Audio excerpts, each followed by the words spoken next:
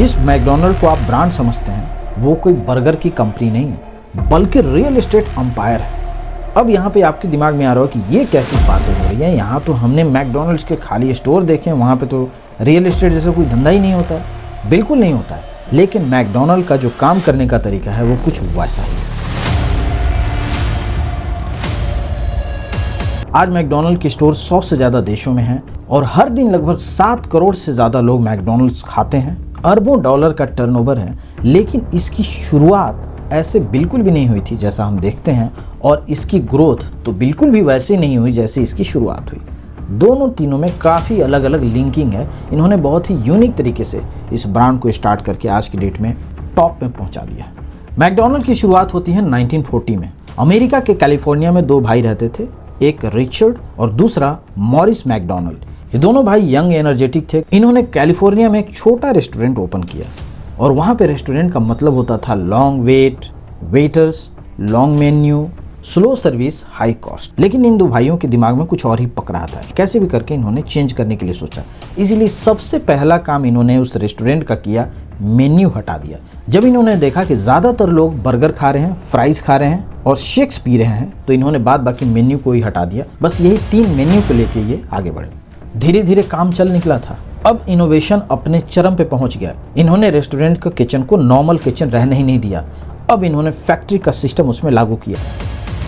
यानी कि अगर कोई बर्गर बना रहा है तो बर्गर में अगर किसी ने फ्राई किया तो फ्राई करने का स्टाफ अलग है, पैकिंग करने का स्टाफ अलग है, ऑर्डर लेने का स्टाफ अलग है, बन तैयार करने वाला वे स्टाफ कोई अलग है। पूरा का पूरा सिस्टम इन्होंने बना दिया। इससे फ़ायदा ये हुआ कि वही बर्गर 30 सेकंड में बन के रेडी हो गया और क्लाइंट को मात्र 1 से 2 मिनट या 5 मिनट के अंदर में बर्गर उनके हाथों में पहुंचने लग गया। नतीजा क्या है कि लोगों के मन में एक ट्रस्ट जगा और अच्छा लगा कि इतना वेट करने की ज़रूरत नहीं पड़ी। 1940 ऐसा समय नहीं था कि लोगों के पास समय की कमी होगी, लेकिन अगर फास्ट सर्विस कभी भी मिले तो लोग हमेशा ही उसको अप्रिशिएट करते हैं। यही इस ब्रांड का सबसे बड़ा खासियत रहा कि लोगों के बीच में ये पॉपुलर होने लग गया। फिर एंट्री होती है रे क्रॉक की। रे क्रॉक बेसिकली 52 साल का एक ऐसा आदमी था जो मिल्क शेक मशीन बेचता था। और आपको पता होना चाहिए कि मैकडोनल्ड में शेक्स भी बिकते हैं। तो रे क्रॉक को मैकडोनल्ड की तरफ से 8 मशीन परचेजिंग का ऑर्डर मिला। रे क्रॉक ने मशीन को इंस्टॉल करने से पहले स्टोर विजिट किया, लेकिन जब उन्होंने स्टोर को देखा तो एक चीज़ उनको समझ में आ गई कि ये कोई नॉर्मल स्टोर ये लोग ओपन नहीं किए हैं, क्योंकि यहाँ पे तो हर चीज़ का सिस्टम बना पड़ा है। एक स्टाफ एक ही काम कर रहा है। इससे एफिशिएंसी बढ़ा है, परफेक्शन है और सबसे बड़ी बात यह है कि स्पीड बढ़ा है। और यहीं पर रे क्रॉक के दिमाग में एक आइडिया आता है कि ये जो मॉडल इन्होंने शुरू किया है ये कोई नॉर्मल मॉडल नहीं है, इसको तो रेप्लिकेट भी किया जा सकता है। और यहीं से जन्म होता है फ्रेंचाइजी मॉडल का। रे क्रॉक ने मैकडोनल्ड ब्रदर्स के साथ किया पार्टनरशिप और इन्होंने फ्रेंचाइजी मॉडल से इस बिजनेस को आगे बढ़ाने का बेड़ा उठा लिया।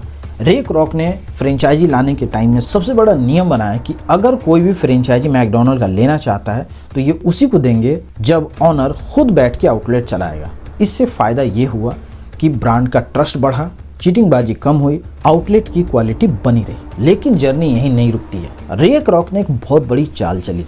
रे क्रॉक ने कहा कि ज़मीन हम खरीदेंगे, फ्रेंचाइजी आप लो। इन्वेस्टमेंट वो करवाता था फ्रेंचाइजी से, ज़मीन इन्होंने परचेज करके दे दिया, वहाँ पर सारा सेटअप लगा दिया और ज़मीन के बदले में रेंट वो उसी से ले रहे थे। जो भी प्रोडक्शन हो रहा था, जो भी सेलिंग हो रहा था आउटलेट से, उसमें भी ये रॉयल्टी ले रहे थे। इसके अलावा जितने भी रॉ मटेरियल्स वो प्रोवाइड करा रहे थे, जो भी रेडी टू ईट चीज़ें थी, उसमें भी ये मार्जिन बचा रहे थे। यानी कि कुल मिला के रे क्रॉक ने ऐसा दिमाग लगाया कि सिर्फ प्रोडक्ट बेच के ही पैसा नहीं कमाना है, बल्कि फ्रेंचाइजी लेने वाले पर्सन से रेंट पर भी पैसा कमाना है। और यहीं पे शुरू होता है मैकडोनल्ड का एक यूनिक आइडिया, किस तरीके से ये बर्गर के नाम पे बहुत बड़ी रियल एस्टेट कंपनी बन गई, जो कि बेचती तो बर्गर है लेकिन इसका असली फ़ायदा होता है रेंट्स।